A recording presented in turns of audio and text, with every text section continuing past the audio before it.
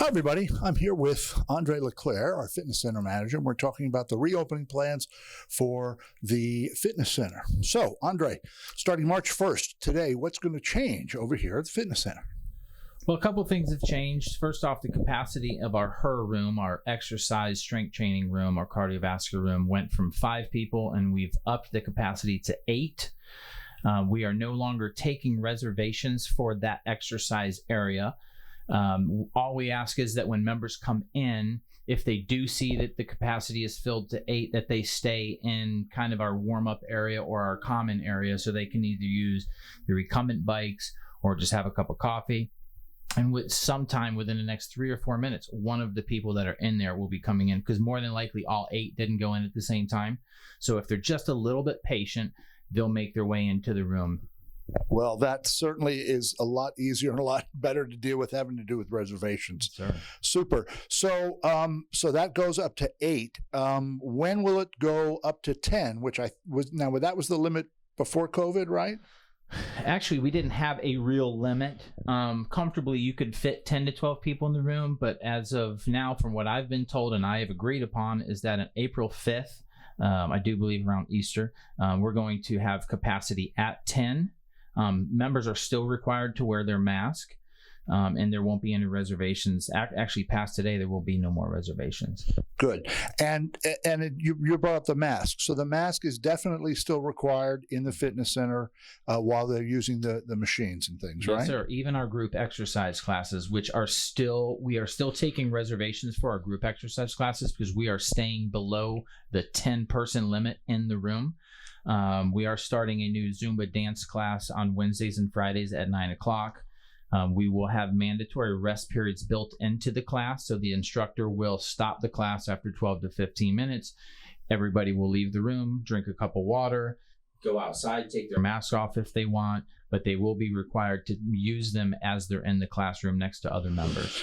Got it. And that's starting Wednesday, March 3rd, and Friday as well. Now, do they have to reserve for those classes? They do. We're only going to allow 9 people to actually sign up, and with the instructor being in the room, that is 10, so we're still staying with the standard guidelines of 10 or less as a gathering. Great.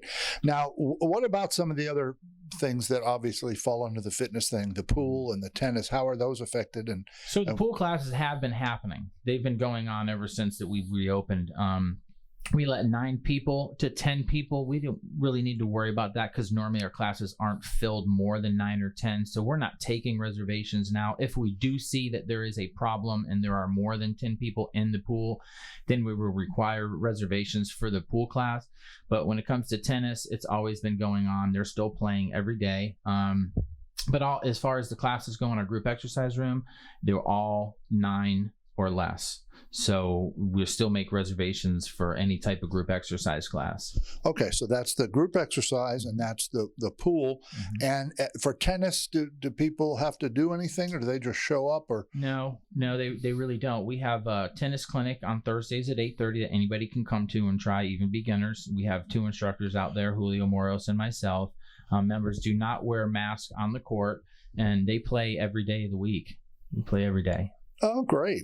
I've seen them out there, and I've seen them coming back after tennis, and it looks like they've had a wonderful time and a great exercise. Yes, sir. Any other information that it's important to get out to the members about the fitness center? Yeah, there's two classes that we've started that are small group training classes that will be moving into the future because we do have a small client base here, or member base. So we're trying to get more of our trainers to reach more members without having to pay for personal training. So we've started a lot of small group training classes where there's 1 or 2 instructors, and we'll take 5 members and we'll orient them to the machines in the class before we let them enter, because we want to make sure that they're safe and they can keep up with the rest of the class and it's not too hard or too easy for them. So we orientate them to the class, and then we let 5 people into the room. Now, We're reserving those rooms for this class specifically only in our her room on Tuesdays and Thursdays at 11:30 to 12:15. The room will be reserved for these small group training classes, which, by the way, are filled for March. We'll be looking for new members in April because we do a 4-week block with them, so they get some one-on-one coaching.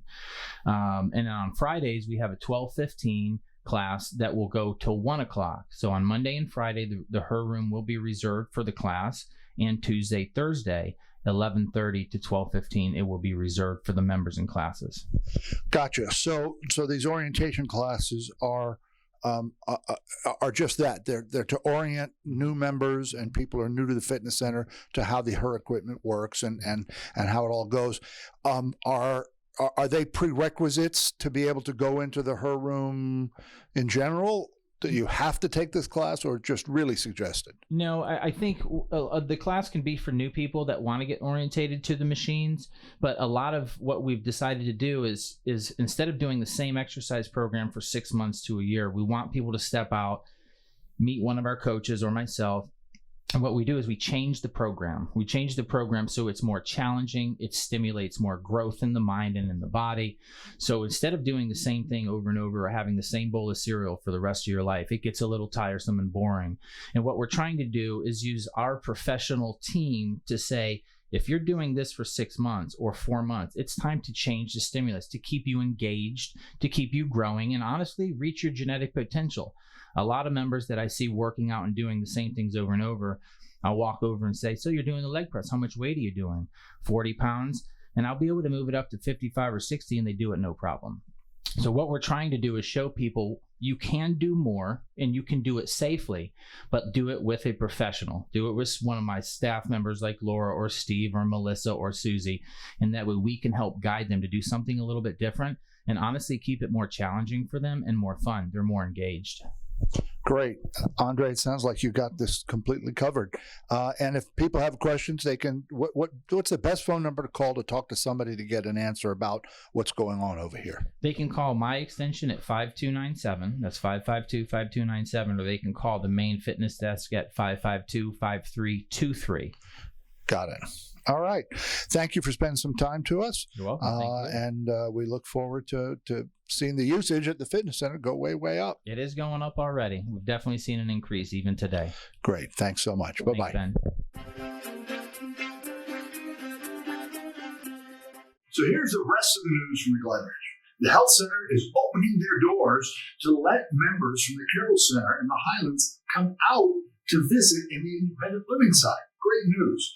But this is only a one-way street. They can come out to visit us, but independent living members cannot go into the health center for a visit yet. We still have to wait for the governor to approve that.